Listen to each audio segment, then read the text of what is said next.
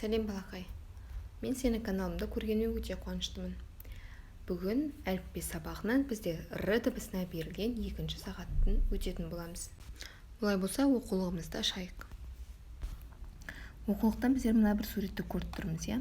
Бұл жерде жануарлардың суреті берілген. Бірінші тұрған бұл нар.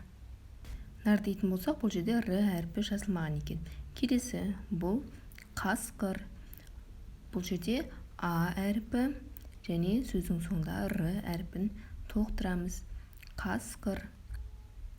Келесі бұл қарғаның суреті. Бұл жерде де р және а әріптері салынбаған. Қарға. Келесі бұл құрдың суреті. Р әрпін саламыз. Енді балақай, осы сөздерге дыбыстық талдау жасайық. Бірінші тұрған нар. Бұл буынға бөлінбейді, бір буыннан тұрады, өйткені бұл сөздің ішінде бір дауысты дыбыс, екі дауыссыз дыбыс бар. Үш әріп, үш дыбыстан тұрады. Келесі қасқыр. Буынға бөлеміз, қасқыр. Екі буыннан тұрады. Бұның ішінде екі дауысты дыбыс бар және төрт дауыссыз дыбыс бар. Алты әріп, алты дыбыстан тұрады. Келесі қарға. Екі буыннан тұрады. Бұның ішінде 5 дыбыс, 5 әріп бар. Үшеуі дауыссыз, екеуі дауысты.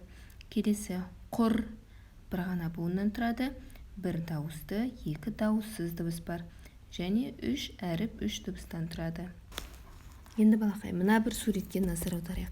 Бұл жерде бірінші ненің суретін көріп тұрмыз? Бұл ара. Ал бұл ненің суреті? Бұл да араның суреті екен. Сонда балалар, ара деген сөз екі түрлі мағына береді. Бірінші мағынасы бұл жәндік, ал екінші мағынасы бұл ағаш кесетін құрал екен. Балағай, келесі ненің суретін көріп тұрмыз? Я, бала қашып бара жатыр. Бала неден қашып бара жатыр? Бала арадан қашып бара жатыр екен. Бала не деп қашты? Бала деп қашты. Енді балақай, бізден мынадай мәтін шықты. Бала арадан қашты. Бала деп қашты. Бұл мәтін екі сөйлемнен тұрады. Ендеше балақай, осы суреттің астында берілген мына сөздерді оқып көрейік. Ара. Ара. Балақай, бүгінгі сабақтан сөздерді сурет арқылы оқуды және сурет бойынша сөйлем, мәтін құрастыруды үйрендік. Одан кейін кейбір сөздердің екі түрлі мағына беретіндігін түсіндік.